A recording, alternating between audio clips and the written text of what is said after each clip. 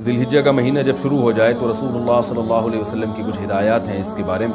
आप सल्लल्लाहु अलैहि वसल्लम ने सही हदीस में फरमाया कि इन 10 दिनों में अल्लाह को नेक अमल बहुत ज़्यादा महबूब है। तो ये जो पहली तारीख से लेकर 10 तारीख तक के अय्याम हैं, इनमें कोई भी नेकी की जाए, रोज़ा रखा जाए, तहज्जुद पढ़ी जाए, सदक़ात व खैरात किए जाएँ या कोई भी नेकी का भलाई का काम किया जाए तो उसका सवाब आम दिनों से ज़्यादा मिलता है। दूसरी बात यह कि ये जो अय्याम हैं इनकी कुरान मजीद में कसम भी उठाई गई है, वल फजरी व लयालिन अशर, कसम है फजर की और 10 रातों की। तो जमहूर मुफस्सिरीन इस तरफ गए हैं कि उन 10 रातों से मुराद ज़िलहिज्जा की रातें हैं। तो इनके दिन की भी फजीलत है और रात की भी फजीलत है।